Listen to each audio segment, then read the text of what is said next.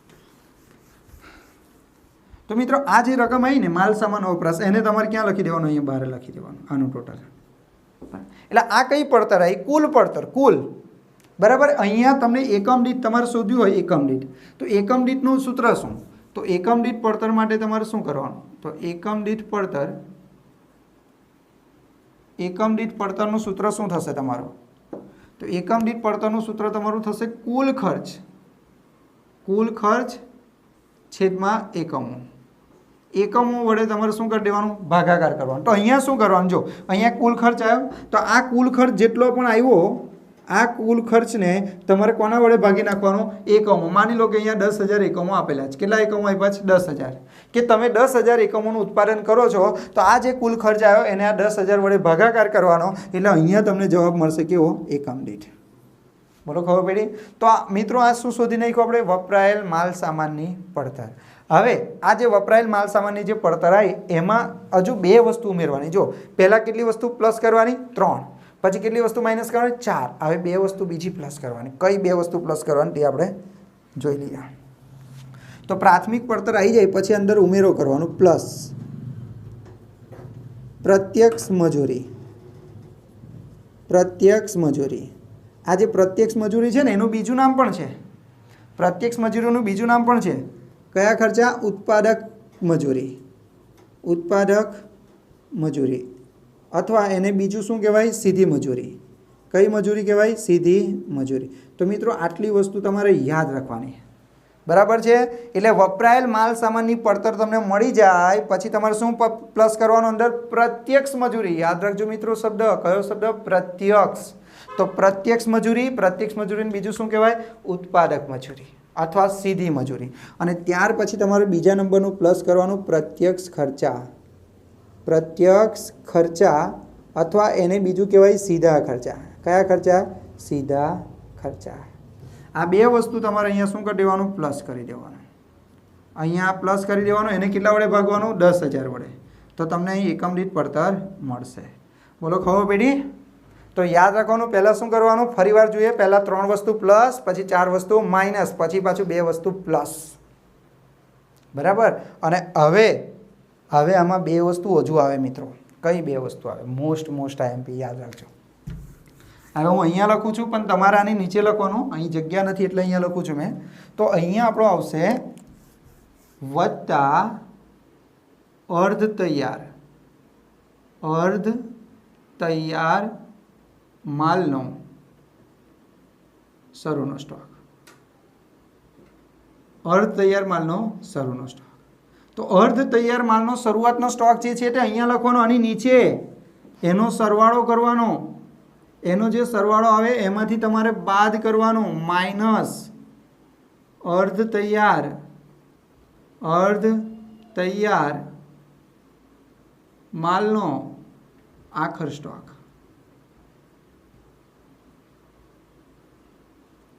એટલે આ તમને જવાબ મળી ગયો. હવે તમને જે અહીંયા જવાબ મળ્યો મિત્રો, આ જે જવાબ મળ્યો બરાબર, એને શું કહેવાશે? પ્રાથમિક પડતર. કઈ પડતર કહેવાય? પ્રાથમિક પડતર. એક સ્ટેપ આપણું અહીંયા પૂરું થાય. મિત્રો બહુ જ મહત્વનું છે. પ્રાથમિક પડતર શોધતા પહેલાં તો આવડવું જોઈએ. તો પ્રાથમિક પડતર શોધવા માટે આપણે શું કરવાનું તે ધ્યાન આપજો. હવે આખો ટોપિક તમને સમજાવી દો. જો પહેલાં 3 વસ્તુ પ્લસ, પછી 4 વસ્તુ માઇનસ. એટલે પહેલાં 3 વસ્તુ પ્લસ કરો, પછી 4 વસ્તુ માઇનસ કરો, એટલે શું મળે? વપરાશ. કોનો વપરાશ? કાચા માલના વપરાશ. એટલે અહીંયા જવાબ આવી જશે. બરાબર. હવે તમારે શું કરવાનું? પછી 2 વસ્તુ પાછી શું કરવાની? અંદર પ્લસ. 2 વસ્તુ પ્લસ કરો એટલે અહીંયા પાછો જવાબ આવશે. એમાં શું કરવાનું? 1 વસ્તુ પ્લસ ને 1 વસ્તુ માઇનસ. એટલે અહીંયા શું મળે તમને? પ્રાથમિક પડતર. યાદ રાખવાનું મિત્રો. પહેલાં કેટલી વસ્તુ પ્લસ કરવાની? 3 વસ્તુ. કઈ 3 વસ્તુ? કાચા માલનો શરૂનો સ્ટોક, કાચા માલની ખરીદી, કાચા માલની ખરીદીને લગતા ખર્ચા. કઈ 4 વસ્તુ માઇનસ કરવાની? તો કાચા માલનો આખર સ્ટોક. બરાબર. પછી કાચા માલની જે ખરીદી કરી એને આપણે પરત કરીએ તો એ પણ માઇનસ કરવાનું. ચોરીથી ગયેલ માલ કાં તો આગથી બળી ગયેલ માલ. અને બીજું ભંગાર માલની ઉપજ. ભંગાર માલનું વેચાણ જે કર્યું હોય તેની ઉપજ. એટલે 4 વસ્તુ થઈ ગયું. એટલે શું મળ્યો? માલ સામાનનો વપરાશ. એમાં કેટલી વસ્તુ પ્લસ કરવાની? પાછી 2 વસ્તુ પ્લસ કરવાની. કઈ 2 વસ્તુ પ્લસ કરવાની? પ્રત્યક્ષ મજૂરી. પ્રત્યક્ષ મજૂરીના બીજા કયા નામ બોલો? એક તો ઉત્પાદક મજૂરી અને બીજું સીધી મજૂરી. ત્યાર પછી બીજો કયો ખર્ચો પ્લસ કરવાનો? પ્રત્યક્ષ ખર્ચા, મજૂરી નહીં, પ્રત્યક્ષ ખર્ચા, એનું બીજું નામ સીધા ખર્ચા. સીધા ખર્ચા એટલે કોઈ સ્પેશિયલ કોઈ કામ માટે જ કર્યું હોય, જે વસ્તુ બનાવતા હોય એના માટે જ સ્પેશિયલ જે ખર્ચો કરવામાં આવે તેને સીધા ખર્ચા કહેવાય. જેમ કે ખાસ માની લો કે એક એક્ઝામ્પલ તરીકે હું તમને કહું, આપણો અહીં ભરૂચ આગળ બ્રિજ બને છે, તો બ્રિજને બનાવવા માટે જ કોઈ ખાસ પ્રકારનું મશીન લાવવામાં આવે ને તેને સીધા ખર્ચા કહેવાય. બરાબર, તો આટલી વસ્તુ યાદ રાખવાની મિત્રો. બરાબર, પછી અર્ધ તૈયાર માલનો શરૂઆતનો સ્ટોક શું કરી દેવાનો? માઇનસ કરવાનો, અને પ્લસ કરવાનો, અને અર્ધ તૈયાર માલનો આખર સ્ટોક શું કરવાનો? માઇનસ કરવાનો. એટલે તમને શું મળે? પ્રાથમિક પડતર. તો મિત્રો સૌથી અગત્યનો મુદ્દો તમારો પૂરો થાય છે. તો મિત્રો આપણે પ્રાથમિક પડતર સુધી ભણી લીધું છે. હવે પ્રાથમિક પડતરથી આપણે આગળ ભણીએ, પણ સૌ પ્રથમ આટલું ભણ્યા પછી આપણે એક નાનું અમથું રિવિઝન કરી લઈએ. મેં તમને શું કીધું? પ્રથમ 3 વસ્તુ તમારે શું કરવાની છે? પ્લસ કરવાની છે. બરાબર, ત્યાર પછી 4 વસ્તુ શું કરવાની છે? માઇનસ. એટલે તમને શું મળશે? માલ સામાન વપરાશ. બરાબર, આટલી વસ્તુ તમારે યાદ રાખવાની. એટલે તમને શું મળી જાય? માલ સામાન વપરાશ. માલ સામાન વપરાશ મળે એટલે પાછી બીજી 2 વસ્તુ તમારે શું કરવાની? પ્લસ કરવાની. બરાબર, 2 વસ્તુ તમે પ્લસ કરો, ત્યાર પછી 1 વસ્તુ તમારે પ્લસ કરવાની, 1 વસ્તુ તમારે માઇનસ કરવાની. એટલે તમને શું મળી જાય? પ્રાથમિક પડતર. તો આટલી વસ્તુ તમારે ખાસ યાદ રાખવાની મિત્રો. પ્રથમ 3 વસ્તુ કઈ કઈ પ્લસ કરવાની? તો કે કાચા માલનો શરૂઆતનો સ્ટોક, કાચા માલની ખરીદી અને કાચા માલની ખરીદીને લગતા ખર્ચા. આ 3 વસ્તુમાં કયું કયું પ્લસ કરવાનું? કાચા માલનો શરૂનો સ્ટોક, પછી કાચા માલની શું કરવાની મિત્રો? ખરીદી અને ખરીદીના ખર્ચા. એટલે આ 3 વસ્તુ શું કરવાનું? પ્લસ. કઈ 4 વસ્તુ માઇનસ કરવાની આપણે? તો કે 4 વસ્તુમાં માઇનસ કરવાની કાચા માલનો આખર સ્ટોક. આપણે જે માલ ખરીદેલો એ માલ આપણે પરત કર્યો હોય એટલે કે ખરીદ પરત, એ પણ માઇનસ કરવાનું. ચોરી થઈ જાય કે આગથી બળી ગયેલ માલ હોય તો એ પણ માઇનસ કરવાનું. અને ભંગાર માલની ઉપજ. આ 4 વસ્તુ આપણે શું કરવાનું? માઇનસ. એટલે આપણને શું મળશે? વપરાયેલ માલ સામાનનો પડતર. એમાં 2 વસ્તુ પ્લસ કરવાનું આપણે. પ્રત્યક્ષ મજૂરી. પ્રત્યક્ષ મજૂરીનું બીજું નામ શું છે? સીધી મજૂરી અથવા ઉત્પાદક મજૂરી. અને બીજા નંબર પર પાછું બીજું શું પ્લસ કરવાનું? પ્રત્યક્ષ ખર્ચા અથવા સીધા ખર્ચા. એ થઈ જાય ત્યાર પછી અર્ધ તૈયાર માલનો શરૂનો સ્ટોક. અર્ધ તૈયાર માલનો શરૂનો સ્ટોક પ્લસ કરવાનો અને અર્ધ તૈયાર માલનો આખર સ્ટોક માઇનસ કરવાનો. એટલે આપણને શું મળી જાય? પ્રાથમિક પડતર. તો મિત્રો તમારે પ્રાથમિક પડતરની નીચે જ લખવાનું છે. બરાબર છે, તો પ્રાથમિક પડતર જે મળી તમને,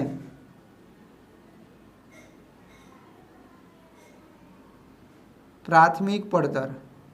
બરાબર, તો પ્રાથમિક પડતર આપણને કુલ મળી અને અહીંયા કઈ રકમ લખવાની? એકમ દીઠ. આ કઈ પડતર? કુલ પડતર. ને આ કઈ? એકમ દીઠ. હવે શું કરવાનું? આ જે પ્રાથમિક પડતર મળી એ પ્રાથમિક પડતરમાં તમારે પ્લસ કરવાનું મિત્રો કારખાનાના ખર્ચા. કારખાનાના ખર્ચા તમારે શું કરી દેવાના? પ્લસ. તો કારખાનાના ખર્ચા તમારે અહીંયા પ્લસ કરવાના છે. એને ડિવાઈડ કરો એટલે તમને શું મળે? એકમ દીઠ. બરાબર, અને એમાંથી તમારે માઇનસ કરવાનું ઉત્પાદનને અંતે. ઉત્પાદનને અંતે ભંગાર માલનું વેચાણ. બરાબર, આ આપણે શું કરી દેવાનું છે? અહીંયા માઇનસ કરવાનું છે. બરાબર, આટલી વસ્તુ ખાસ યાદ રાખવાની. આ થઈ જાય એટલે આને શું કહેવાય? કારખાના પડતર. કારખાના પડતર. તો મિત્રો અહીંયા આપણને કારખાના પડતર મળી ગઈ. બરાબર, યાદ રાખજો મિત્રો આટલી વસ્તુ. પહેલાં શું લખવાનું તમારે? પ્રાથમિક પડતર. પ્રાથમિક પડતર સુધી તો એકદમ પરફેક્ટ કરાવી દીધું છે તમને. તો પ્રાથમિક પડતરમાં તમારે કારખાનાના ખર્ચા શું કરવાના? પ્લસ. હવે તમને પ્રશ્ન થાય કે સર કારખાનાના ખર્ચા એટલે શું? તો મિત્રો અહીંયા મેં જેટલા બી ખર્ચા લખ્યા છે આ બધા જ ખર્ચા કયા ખર્ચા છે? કારખાનાના ખર્ચા. હવે આ બધા ખર્ચા અહીંયા લખું તો આ કેટલું મોટું કોષ્ટક થઈ જાય, એટલે મેં એને સાઈડ પર લખ્યું છે. એટલે યાદ રાખજો, જ્યારે પણ તમારા દાખલામાં કીધું હોય પરોક્ષ માલ સામાન ખર્ચ, પરોક્ષ મજૂરી, કારખાના મેનેજરનો પગાર, બળતણ, લુબ્રિકેટિંગ, ઓઇલ, કારખાનાની વીજળી, કારખાનાનું ભાડું અને વેરો, ડ્રોઈંગ ઓફિસના ખર્ચા. મિત્રો આ વસ્તુમાં ખાસ ભૂલ પડે, કારણ કે અહીંયા શબ્દ શું આપ્યો છે? ઓફિસ. તો પણ એ કયો ખર્ચ ગણાશે? કારખાનાના ખર્ચા. યાદ રાખજો મિત્રો, આમાં ભૂલ ના કરશો. ડ્રોઈંગ ઓફિસના ખર્ચા કીધા હોય તો એ કારખાનાના ખર્ચા ગણાશે. બરાબર, પછી કામદાર કલ્યાણ ખર્ચ, ત્યાર પછી કારખાનાના મકાન પર ઘસારો, યંત્રોનો ઘસારો, યંત્રોનો સમારકામ, કારખાનાનું પ્રીમિયમ, સુપરવાઇઝરનો પગાર, ઉત્પાદનને ધોરણે રોયલ્ટી, એન્જિનિયરિંગ ઓફિસ ખર્ચ, બીજા તો કેટલા બધા ખર્ચા હોય મિત્રો. શું આને ગોખણપટ્ટી કરવાની? ના, આને ગોખવાની કોઈ જરૂર નહીં. દાખલામાં ઓટોમેટિક તમને ખબર પડશે. જ્યારે પણ કોઈ ખર્ચો હોય ને એની આગળ તમને કારખાના શબ્દ લખેલું દેખાય. કયો શબ્દ દેખાય? કારખાના. કારખાનાનું મકાન, કારખાનાનો ઘસારો, કારખાનાની મજૂરી, કારખાનાનું લાઇટ બિલ, કારખાનાની વીજળી, કારખાનાની પ્રિન્ટિંગ, કારખાના શબ્દ હોય એ બધું શું કહેવાય? કારખાનાના ખર્ચા. બરાબર છે. તો મિત્રો યાદ રાખજો, જ્યારે પણ તમારા દાખલામાં કારખાના શબ્દ આવે તો એ કયો ખર્ચો કહેવાય? કારખાનાના ખર્ચા. તો આ બધા જ ખર્ચા ક્યાં લખાશે? અહીંયા લખાશે. બરાબર છે. એ તો આપણે જ્યારે દાખલા ગણીશું એટલે તમને ખ્યાલ આવી જ જશે. તો યાદ રાખો મિત્રો, ફરીવાર કહી દઉં છું. એક પરોક્ષ માલ સામાન, પરોક્ષ મજૂરી, કારખાના મેનેજરનો પગાર, બળતણ, લ્યુબ્રિકેટિંગ ઓઇલ, કારખાનાની વીજળી, કારખાનાનું ભાડું, કારખાનાનો વેરો, ડ્રોઈંગ ઓફિસના ખર્ચ, કામદાર કલ્યાણ ખર્ચ, કારખાના મકાન પર ઘસારો, યંત્રોનો ઘસારો, યંત્રોનું સમારકામ ખર્ચ, કારખાનાનો પ્રીમિયમ, સુપરવાઇઝરનો પગાર, ઉત્પાદનને ધોરણે રોયલ્ટી અને એન્જિનિયરિંગ ઓફિસના ખર્ચા. મિત્રો આને ગોખવાની કોઈ જરૂર નથી. યાદ રાખવાની, ગભરાવાની બી જરૂર નહીં. સર આટલું બધું યાદ રહેશે અમને? યસ મિત્રો, યાદ રહેશે. હું જ્યારે દાખલો ગણાવીશ તો તમને એવી રીતે સમજાવીશ કે તમને યાદ રહી જ જશે. કોઈ બી વિદ્યાર્થી મિત્ર એને ગોખવાની જરૂર નહીં. હવે આને વાંચવા બેસવાની પણ જરૂર નહીં. એકવાર ખાલી નજર મારી લેજો. ને એક શબ્દ ખાસ યાદ રાખવાનું, જ્યારે પણ પરોક્ષ શબ્દ આવે, કયો શબ્દ? પરોક્ષ. પરોક્ષ અને બીજું શું આવે? કારખાના. તો તમારે કારખાના ખર્ચમાં લખી દેવાનું. બરાબર છે. અને જો ઓફિસ શબ્દ આવે, કયો શબ્દ આવે? ઓફિસ. અથવા કયો શબ્દ આવે? વહીવટી. તો એને કયા ખર્ચા કહેવાય? વહીવટી પરોક્ષ ખર્ચા. ચાલો આગળ જોઈએ આપણે. બરાબર. એટલે આપણને શું મળી ગયું? અહીં કારખાના પડતર મળી. કારખાના પડતરમાં તમારે કયા ખર્ચા પ્લસ કરવાના? વહીવટી ખર્ચા. આ વહીવટી ખર્ચા પ્લસ કરવાના. વહીવટી ખર્ચાને બીજું શું કહેવાય? ઓફિસના ખર્ચા. કયા ખર્ચા? ઓફિસ ખર્ચા.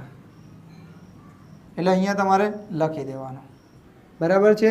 તો આને તમે શું નામ આપશો? ઉત્પાદન પડતર. આને શું કહેવાય? ઉત્પાદન પડતર. મિત્રો સમજો, આને શું કહેવાશે? ઉત્પાદન પડતર. બરાબર. ઉત્પાદન પડતર તમને જ્યારે મળી જાય એમાં પાછું એક વસ્તુ પ્લસ કરવાના. કેમ પ્લસ માઇનસ બધું સમજાવીશ. તૈયાર માલનો શરૂનો સ્ટોક. તૈયાર માલનો શરૂનો સ્ટોક. તૈયાર માલનો શરૂનો સ્ટોક તમારે શું કરી દેવાનો છે? પ્લસ. બરાબર છે. પછી શું માઇનસ કરવાનું? તૈયાર માલનો આખર સ્ટોક. તૈયાર માલનો આખર સ્ટોક. આખર સ્ટોક. અહીંયા એકમ દીઠ પડતર લખવાની કોઈ જરૂર નથી. અહીંયા કુલ પડતર લખવાની. અને અહીંયા જે આવે તો અહીંયા આવશે વેચેલ માલની ઉત્પાદન પડતર. વેચેલ માલની ઉત્પાદન પડતર. એટલે જે માલ આપણે વેચ્યો તેની ઉત્પાદન પડતર મળી ગઈ આપણને. બરાબર. તો મિત્રો આટલી વસ્તુ ખાસ યાદ રાખવાની છે. ફરીવાર તમને સમજાવી દઉં. પહેલાં શું લખવાનું છે તમારે? પ્રાથમિક ખર્ચ. કયો ખર્ચ? પ્રાથમિક પડતર. પ્રાથમિક પડતર પછી કયા ખર્ચા પ્લસ કરવાના? કારખાનાના ખર્ચા. એમાંથી શું માઇનસ કરવાનું? ઉત્પાદનને અંતે ભંગાર માલનું વેચાણ. એટલે શું મળે તમને? કારખાના પડતર. કારખાના પડતરમાં કયા ખર્ચા પ્લસ કરવાના? વહીવટી ખર્ચા. એટલે તમને શું મળે? ઉત્પાદન પડતર. ઉત્પાદન પડતરમાં શું પ્લસ કરવાનું? તૈયાર માલનો શરૂનો સ્ટોક. અને શું માઇનસ કરવાનું? તૈયાર માલનો આખર સ્ટોક. હવે મિત્રો આમાં તમારે પ્લસ કરવાનું વેચાણ વિતરણ ખર્ચા. કયા ખર્ચા? વેચાણ વિતરણ ખર્ચા. વેચાણ વિતરણ ખર્ચા તમારે અહીંયા પ્લસ કરી દેવાના. મિત્રો વેચાણ વિતરણ ખર્ચા તમે પ્લસ કરો એટલે તમને શું મળે? કુલ પડતર. કઈ પડતર? કુલ પડતર. અથવા વેચેલ માલની પડતર મળે. આ તમને જે કુલ પડતર મળે એમાંથી નફો તમારે એમાં શું કરી દેવાનો? પ્લસ. ખોટ હોય તો માઇનસ. ખોટ હોય તો શું કરવાનું? માઇનસ. અને પછી છેલ્લે તમને જે જવાબ મળે એ જવાબ તમારું શું કહેવાય? વેચાણ. તો આ તમને શું મળી ગઈ? વેચાણ કિંમત. કુલ વેચાણ કિંમત અહીં મળી અને અહીં શું કહેવાય? એકમ દીઠ વેચાણ કિંમત તમને મળી. તો મિત્રો આટલી જ વસ્તુ ગણતરી આપણે કરવાની છે. બરાબર. આટલી વસ્તુ જો તમને આવડી જાય મિત્રો 14માંથી 14 માર્ક્સ તમે આ ચેપ્ટરમાં લઈ શકો છો. બરાબર. ફરી વાર તમને કહી દઉં. જો સૌ પ્રથમ શું લખવાનું? પ્રાથમિક પડતર. પ્રાથમિક પડતર પછી શું આવે? કારખાનાના ખર્ચા. કારખાનાના ખર્ચા પ્લસ કરવાના. પછી એમાં ઉત્પાદનને અંતે ભંગાર માલનું વેચાણ હોય તો માઇનસ કરવાનું. એટલે શું મળે? કારખાના પડતર. કારખાના પડતરમાં કયા ખર્ચા પ્લસ કરવાના? વહીવટી ખર્ચા પ્લસ કરવાના. વહીવટી ખર્ચાનું બીજું નામ શું? ઓફિસ ખર્ચા. એટલે તમને શું મળે? ઉત્પાદન પડતર મળે. ઉત્પાદન પડતરમાં તૈયાર માલનો શરૂનો સ્ટોક પ્લસ કરવાનો અને તૈયાર માલનો આખર સ્ટોક માઇનસ કરવાનો. બરાબર. એટલે તમને શું મળે? વેચેલ માલની ઉત્પાદન પડતર અને એમાં વેચાણ વિતરણના ખર્ચા પ્લસ કરો એટલે તમને મળે કુલ પડતર. કુલ પડતરમાં નફો પ્લસ કરો તો વેચાણ હોય અને જો ખોટ હોય તો ખોટ માઇનસ કરો તો પણ વેચાણ મળે. બરાબર. હવે અહીંયા મેં શું લખ્યું? વહીવટી ખર્ચા. તો વહીવટી ખર્ચામાં કયા કયા ખર્ચા આવે તે જો. ઓફિસનું ભાડું. જ્યારે પણ ઓફિસ શબ્દ હોય ને મિત્રો, ઓફિસ શબ્દ એટલે એ બધા ખર્ચા કયા કહેવાય? તમારા વહીવટી ખર્ચા. બરાબર. તો વહીવટી પરોક્ષ ખર્ચામાં ઓફિસનું ભાડું આવે, વેરો આવે, ઓફિસના સ્ટાફનો પગાર આવે, ઓફિસ કાર્યાલય મકાનનું પ્રીમિયમ, ઓફિસના મકાન. ઓફિસ ઓફિસ ઓફિસ શબ્દ દેખાય તો તમારે ક્યાં લખવાનો? ઓફિસનો ખર્ચ કહેવાય, એટલે કે વહીવટી ખર્ચા કહેવાય. અને કારખાના શબ્દ દેખાય તો કારખાના ખર્ચ કહેવાય. બરાબર છે. અને છેલ્લો કયો ખર્ચો છે? આ વેચાણ વિતરણ ખર્ચા. તો મિત્રો વેચાણ વિતરણ ખર્ચા અહીંયા મેં લખ્યા જુઓ. જાવક માલ ગાડા ભાડું કે વાહન ખર્ચ, સેલ્સમેનનો પગાર, કમિશન, સેલ્સમેનના ભથ્થા, બોનસ, જાહેરાત ખર્ચ, સેલ્સ ઓફિસ કાર્યાલયનું ભાડું, સેલ્સ મેનેજરનો પગાર, સેલ્સ ઓફિસની સ્ટેશનરી પ્રિન્ટિંગ ખર્ચ. બરાબર. ડિલિવરી વાનના ડ્રાઈવરનો પગાર, શોરૂમનો ખર્ચ, ઘરખાત, આપેલ વટાવ. શોર્ટકટમાં તમને કહું ને મિત્રો, વેચાણ વિતરણ ખર્ચમાં કયા ખર્ચ આવે? વેચાણ વિતરણ ખર્ચમાં એવા ખર્ચ આવે કે આપણે માલ વેચવા માટે જે ખર્ચો કર્યો હોય, માલ વેચવા માટે જે ખર્ચો કર્યો હોય તેને કયા ખર્ચા કહેવાય? વેચાણ વિતરણ ખર્ચા. જેમ કે આપણે વેચાણ કરવા માટે શું આપ્યું? કમિશન, ઘરખાત, આપેલ વટાવ. બરાબર. ડિલિવરી વાનના ખર્ચા. ડિલિવરી વાન એટલે શું? આપણા ધંધામાં જે માલ છે, માલ વેચાયો તેની ડિલિવરી કરવા માટે જવું પડે ને, તે વાનના ખર્ચા. તો કયા કયા ખર્ચા આવે? જાવક માલ ગાડા ભાડું અથવા વાહન ખર્ચ, સેલ્સમેનનો પગાર, સેલ્સમેન રાખવો પડે ને આપણે કોઈ વસ્તુ વેચવા માટે. પછી સેલ્સમેનના ભથ્થું, એને સેલ્સમેનનો પગાર આપવો પડે, ભથ્થું આપવું પડે, કમિશન આપવું પડે, બોનસ આપવું પડે. એ બધા કયા ખર્ચા? વેચાણ વિતરણ. પછી જાહેરાત ખર્ચ એટલે કે વિજ્ઞાપન ખર્ચ. જાહેરાત આવે છે ને, ટીવીમાં જોવો છે ને એ. બરાબર. સેલ્સ ઓફિસ કાર્યાલયનું ભાડું. આપણે એક ઓફિસ બનાવવી પડે માલ વેચવા માટે. બરાબર. તો એનું ભાડું. સેલ્સ મેનેજરનો પગાર, સેલ્સ ઓફિસની સ્ટેશનરી પ્રિન્ટિંગ, ડિલિવરી વાનના ખર્ચા, શોરૂમનો ખર્ચ, ઘરખાત, આપેલ વટાવ. તો મિત્રો અહીંયા આ તમારું જે ચેપ્ટર હતું એનું બેઝિક વસ્તુ બધી પૂરી થાય છે, પરંતુ લાસ્ટમાં હું તમને બધું રિવિઝન કરાવી દઈશ મિત્રો, ખાસ યાદ રાખજો. હવે આપણે કઈ કઈ વસ્તુ યાદ રાખવાની છે?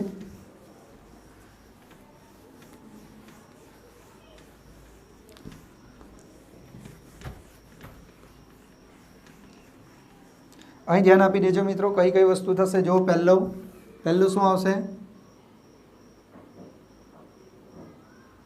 કાચા માલનો શરૂનો સ્ટોક. પહેલાં તમારે લખવાનું કાચા માલનો શરૂનો સ્ટોક. હવે હું બે રકમ નહીં લખતો, ખાલી સમજાવવા માટે. પછી કાચા માલની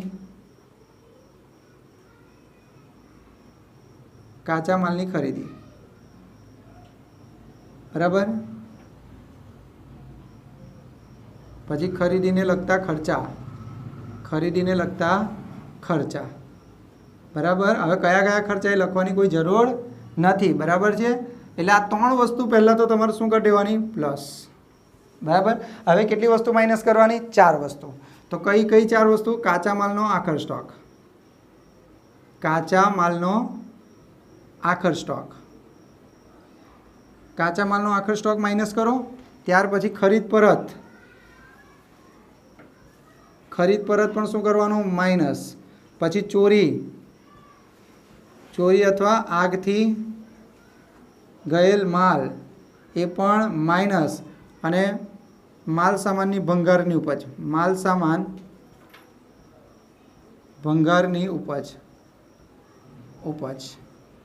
એ પણ શું કરવાનું? માઇનસ. બરાબર છે. તો કહેવાનો મતલબ કે પહેલી 3 વસ્તુ શું કરવાની? પ્લસ. પછી 4 વસ્તુ શું કરવાની? માઇનસ. એટલે તમને અહીંયા શું મળી જાય? માલ સામાન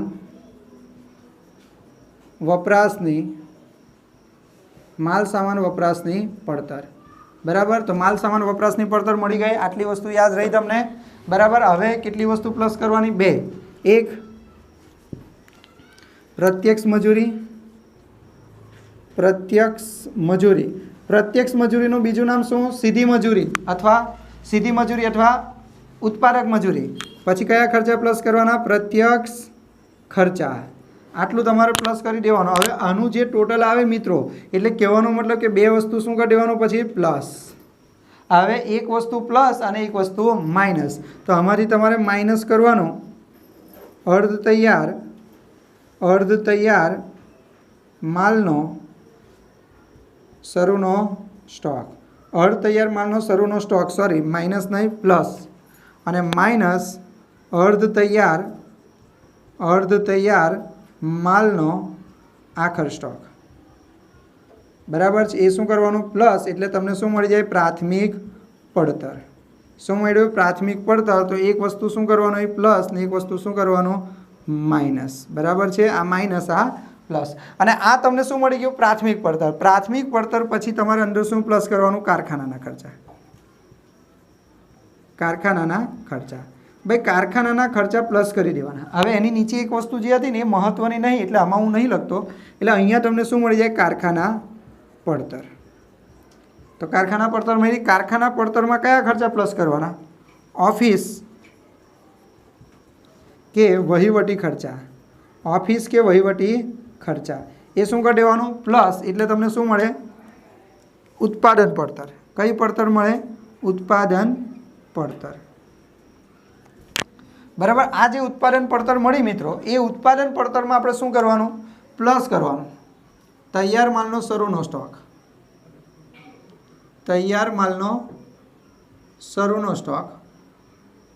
પ્લસ કરવાનો અને તૈયાર માલનો આખર સ્ટોક શું કરવાનો માઇનસ કરવાનો. બરાબર છે. એટલે તમને શું મળે વેચેલ માલની ઉત્પાદન પડતર. અહીંયા તમને મળે વેચેલ માલની ઉત્પાદન પડતર. બરાબર. અને પછી એમાં તમારે પ્લસ કરવાનો વેચાણ વિતરણ ખર્ચા. વેચાણ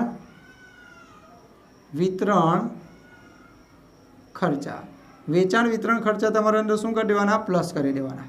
વેચાણ વિતરણ ખર્ચા પ્લસ કરો એટલે તમને શું મળે કુલ પડતર અથવા વેચાણ પડતર પણ એને તમે કહી શકાય. એમાં નફો હોય તો પ્લસ કરવાનો અને ખોટ હોય તો માઇનસ કરવાનો, એટલે તમને શું મળી જાય વેચાણ. તો મિત્રો આટલી વસ્તુ તમારે યાદ રાખવાની. બરાબર છે. તો આટલી વસ્તુ તમને યાદ રહેવી જોઈએ. ફરીવાર તમને કહી દઉં, અહીંયા સુધી તો તમને આવડી જ ગયો હશે. પ્રાથમિક પડતર પછી કારખાના ખર્ચા પ્લસ કરો એટલે કારખાના પડતર. ઓફિસના ખર્ચા પ્લસ કરો એટલે ઓફિસ પડતર અથવા વહીવટી પડતર તમને કહી શકો, ઉત્પાદન પડતર કહી શકો. બરાબર. પછી તૈયાર માલનો શરૂઆતનો સ્ટોક પ્લસ કરો, તૈયાર માલનો આખર માલ સ્ટોક માઇનસ કરો એટલે વેચેલ માલની ઉત્પાદન પડતર. પછી વેચાણ વિતરણના ખર્ચા પ્લસ કરો એટલે કુલ પડતર, એમાં નફો પ્લસ કરો તો વેચાણ ને ખોટ માઇનસ કરો તો પણ વેચાણ. મિત્રો આટલી વસ્તુ તમારે યાદ રાખવી પડશે. જો તમને આ વસ્તુ યાદ છે તો તમને આખું ચેપ્ટર આવડવાનું છે. અને પછીના નેક્સ્ટ વિડીયોમાં આપણે મળીશું ત્યારે આપણે આના દાખલા કરીશું અને એમાં પણ હું તમને એકદમ ડિટેલમાં સમજાવીશ, તો તમને દાખલા ખબર પડી જશે. આ વિડીયો તમને કેવો લાગ્યો છે એ મને જણાવવાનું ભૂલતા નહીં. Thank you.